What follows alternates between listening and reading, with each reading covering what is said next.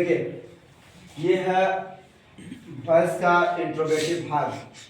इससे पहले simple rule में इंट्रोगेटिव भाग को हम लोग पढ़े हुए थे। उसमें क्या होता था कि जनरली एक इंट्रोगेटिव के वाक्य को उसका आंसर एक ही इंट्रोगेटिव भाग में दिया जाता था, जबकि इसमें ऐसा नहीं है। जब हम पैसिव के स्पेशल रूल को शुरू करते हैं, इस स्पेशल रूल के अंतर्गत जब भी इंट्रोगेटिव वाक्य बनाने के लिए आते हैं तो उनका इंट्रोगेटिव पहले कैसे बनाया जाता है, इस चीज का ध्यान रखना है।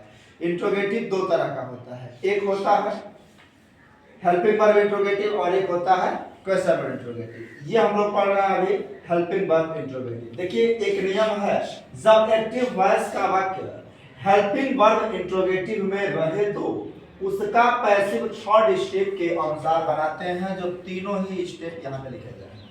देखिए इसमें जो पहला स्टेप है वो कह रहा है कि प्राप्त सिंपल टेंस, सॉरी कह रहा है कि जो फर्स्ट स्टेप है वो कह रहा है कि प्राप्त एक्टिव वॉइस के वाक्य को उसी टेंस के असर्टिव अथवा सिंपल टेंस में बदलते हैं।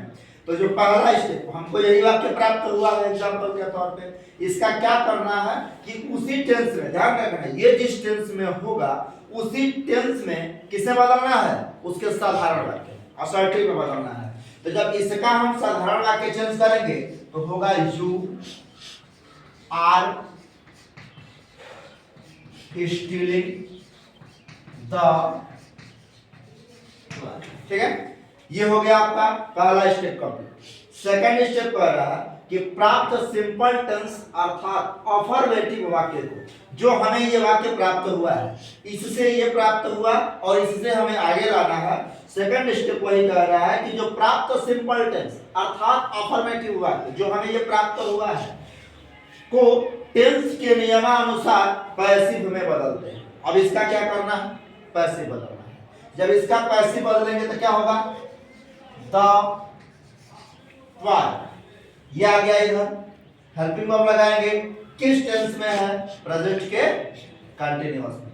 जब प्रेजेंट कंटीन्यूअस में है तो इसके साथ क्या लगेगा, इज, उसके बाद क्या लगेगा, बीइंग, उसके बाद क्या लगेगा, मेन वर्ब का थर्ड पार्ट स्टोलन बाय, और यू यहां से इधर आएगा तो यू ही रख देंगे, ठीक। अब क्या करना है, तीसरा स्टेप कह रहा है हमें एक वाक्य से ये फर्स्ट स्टेप प्राप्त हो गया, सेकंड स्टेप और थर्ड स्टेप केवल लाना है। प्राप्त पैसिव वॉइस को इंट्रोगेटिव नियमानुसार अर्थात